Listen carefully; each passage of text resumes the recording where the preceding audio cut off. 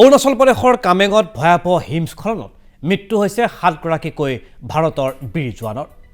মঙলবাৰে সেনা উদ্ধাৰ কাৰ্যত 7 গৰাকী লোকৰ মৃতদেহ উদ্ধাৰ কৰা হৈছে। হিমস্খলনত আবদ্ধ হৈ থকা 7 গৰাকী সেনাকে মৃত বুলি ঘোষণা কৰিছে দেশৰ সেনা বিভাগে। উল্লেখযোগ্য যে 6 ফেব্ৰুৱাৰীত অৰুণাচল প্ৰদেশৰ কামেঙত সংঘটিত হৈছিল ভয়াবহ হিমস্খলন। 14,500 ফুট উচ্চতাত সংঘটিত হৈছিল এই ভয়ংকৰ ঘটনাটো। সেনাবাহিনীয়ে কামাঙৰ 14,500 ফুট উচ্চতাত থকা ছাউনি পহৰা দি থকা অৱস্থাতেই সংঘটিত হৈছিল এই দুৰ্ভাগ্যজনক ঘটনাটো। ঘটনাৰ পাছতে সেনাই আৰম্ভ কৰিছিল উদ্ধাৰ অভিযান। হেলিকপ্টাৰে চলাইছিল উদ্ধাৰ অভিযান। অৱশেষত মঙলবাৰে সেনাৰ উদ্ধাৰকাৰী দলে উদ্ধাৰ কৰিবলৈ সক্ষম হয় 7 গৰাকীকৈ সেনাৰ মৃতদেহ। লগে লগে সেনাই ঘোষণা কৰে এই অভিযানৰ সমাপ্তিৰ কথা। প্ৰকৃতিৰ বিভিন্ন প্ৰতিকূলতাকো নেওচি সেনাই চলাইছিল উদ্ধাৰ অভিযান। অৱশ্যে জীৱন্তে উদ্ধাৰ কৰিবলৈ অসমৰ্থ হয় সেনাৰ উদ্ধাৰকাৰী দল। হিমস্খলন তুষাৰপাতৰ বাবে যথেষ্ট প্ৰত্যাহ্বানৰ সন্মুখীন হৈছিল সেনাৰ উদ্ধাৰকাৰী দলটো। মঙলবাৰে মৃত সেনাৰ নশ্বৰ দেহ মৰণোত্তৰ পৰীক্ষাৰ বাবে প্ৰেৰণ কৰে সেনাৰ চিকিৎসালয়লৈ।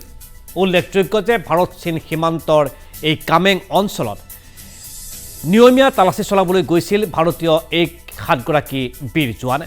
কিন্তু হঠাতেই এই অভিযান চলাই থকা সময়ছোৱাতেই হিমস্খলনৰ প্ৰাকচক্ৰত পৰিছিল সেনাবাহিনীৰ 7জনীয়া দলটো আৰু অৱশেষত প্ৰচণ্ড হিমস্খলনে তেওঁলোকক আৱৰি পেলাইছিল।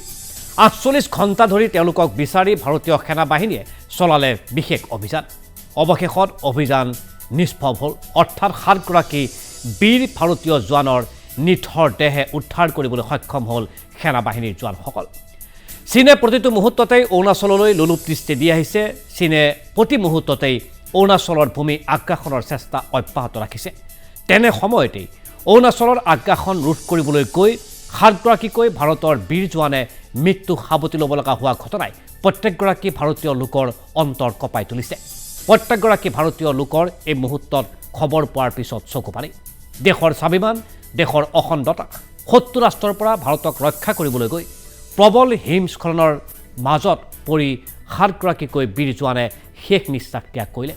আজি তেওঁলোকৰ নিথৰ দেহ উদ্ধাৰ কৰা হৈছে আৰু পৰৱৰ্তী পৰ্যায়ত সেনাৰ যাৱতীয় নিয়ম অনুযায়ী তেওঁলোকৰ নিথৰ দেহ সম্ভৱ হ'লে পৰিয়ালৰ লোকৰ হাতত অৰ্পণ কৰাৰ ব্যৱস্থা কৰা হ'ব প্ৰশাসনৰ তৰফৰ পৰা।